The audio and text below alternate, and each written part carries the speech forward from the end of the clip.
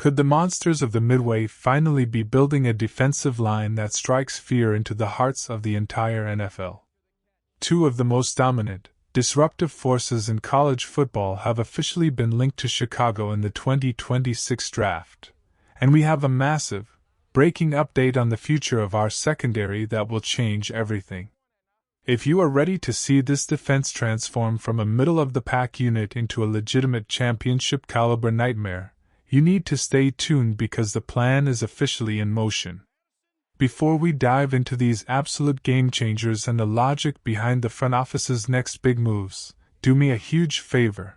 Hit that like button, share this video with your fellow fans, and subscribe right now so you never miss a single update on the blue and orange. We are officially on the clock for the 2026 offseason, and even after a thrilling campaign that saw us clinch the division and win our first postseason game in years, the mission is far from over.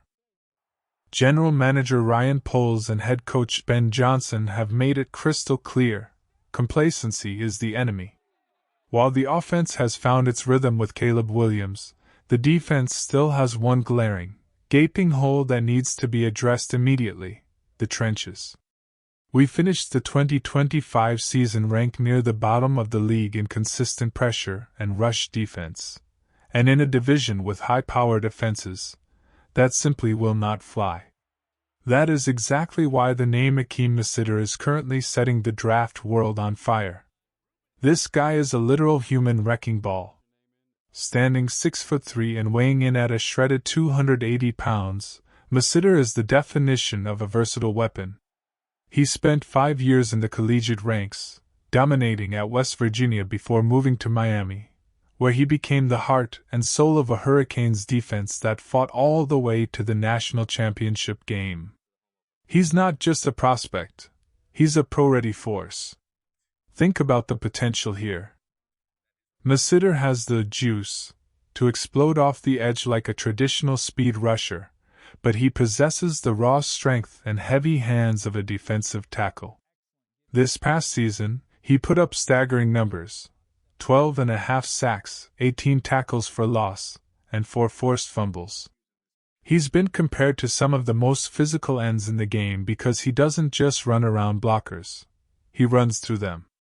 Pro Football Network has already linked him to our 25th overall pick, noting that his ability to set a firm edge and then slide inside to rush the passer on third down makes him the ultimate chess piece for a coordinator like Dennis Allen. But here is where the strategy gets intense. If we want to truly fix the issues that led to us giving up 5 yards per carry last year, we might have to look even heavier. Would you rather see this team prioritize a high-ceiling edge rusher like Mesidor to pair with Montez Sweat, or would you prefer a massive, gap-eating interior anchor to stop the run once and for all? This is our official question of the day, so I want to hear from the smartest fans in football. Get down in the comments right now and type edge or DT to let me know which direction you would take. If we go with the interior, the name on everyone's lips is Ohio State's Kayden McDonald. Mel Kiper Jr. just released his first mock draft of the year, and he has McDonald falling right into our laps at 25. If you haven't seen this kid play, prepare to be amazed. He is a 326-pound mountain of a man who moves with the agility of someone 50 pounds lighter. This past year for the Buckeyes, he was a total breakout star, racking up 65 tackles and showing off a level of pure, unadulterated power that most NFL veterans don't even possess. Our interior defensive line struggled last year, especially with injuries to the veteran core. While guys like Jervin Dexter Sr. showed flashes, we lacked that consistent, line-of-scrimmage resetter. McDonald is only 21 years old, a former All-American who lives in the opponent's backfield. He recorded 20 quarterback hits from the defensive tackle position. That is elite production. Having a guy like McDonald in the middle doesn't just stop the run, it changes the geometry of the field.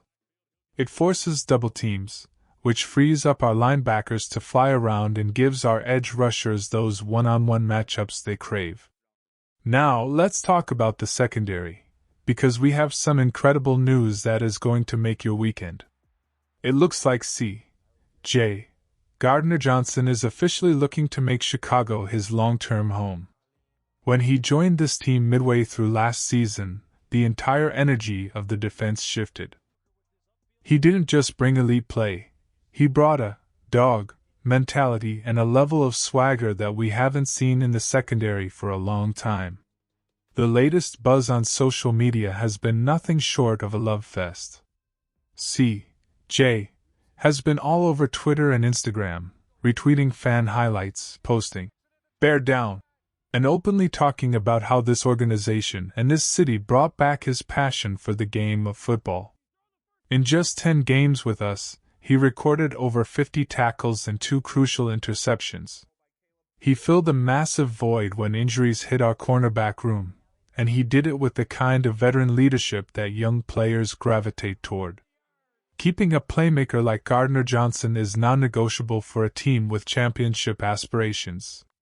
He knows the scheme, he has a great relationship with the coaching staff, and he's the kind of player who makes everyone around him better just by his presence on the field. Having him locked in alongside our young talent gives us a secondary that can finally take the ball away with consistency. This offseason is the most important one yet. We have the draft capital to be aggressive, whether that's trading up a few spots to secure a superstar like Mesidor or staying put to grab a cornerstone like McDonald. When you look at the stats, the motor, and the sheer physical presence of these prospects, it's clear that the talent level in this 2026 class is special. We are building a defense that won't just compete, it will dominate. We are talking about a unit that could feature a premier pass rusher like Sweat, a massive anchor in McDonald, a versatile weapon in Mesidor, and a secondary led by the most energetic playmaker in the league in Gardner Johnson. The window is wide open, and the decisions made in the coming weeks will determine if we are just a playoff contender or the team hoisting the trophy at the end of the season. I want to hear from you one more time. Do you think we should be aggressive and trade our later-round picks to move up and guarantee we get our top target, or should we trust the board and let the talent fall to us at 25? Your insights are what make this community the best. So let's get the conversation started in the comments below. I'll be watching every move at the scouting combine and keeping you updated on every rumor coming out of the front office, so make sure your notifications are turned on. We are on the verge of something truly legendary in this city. Get those comments in, hit that like button, and as always, bear down. Would you like me to analyze the potential salary cap impact of re-signing C.J. Gardner Johnson to a long-term deal versus using that money on a free agent defensive lineman?